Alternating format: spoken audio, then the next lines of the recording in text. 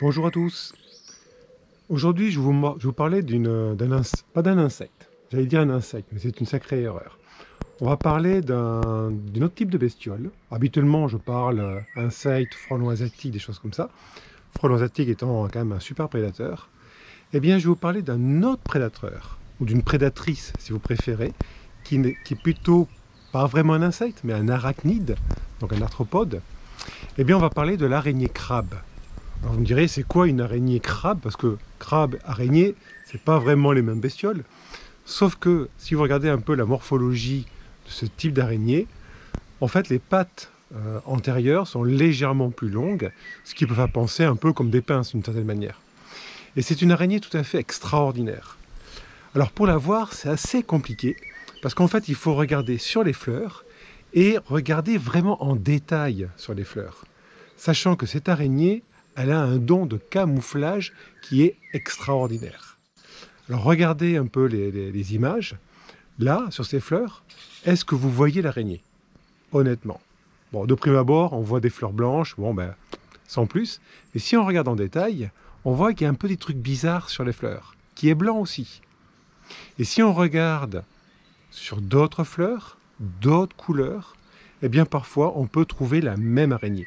Mais avec des couleurs différentes, des couleurs de la fleur. Donc en fait, on a une araignée qui, en fait, pour capturer ses proies, n'utilise pas des toiles d'araignée, comme on dit, mais va se mettre à l'affût. C'est une prédatrice à l'affût. Elle se positionne sur des fleurs, elle va prendre la couleur de la fleur. En fait, elle va synthétiser des molécules qui donnent une certaine couleur au niveau des cellules épidermiques. Et il lui faut quelques heures à quelques jours pour changer de couleur. Et une fois qu'elle a pris la couleur de la fleur, elle se positionne sur celle-ci et elle attend sa proie.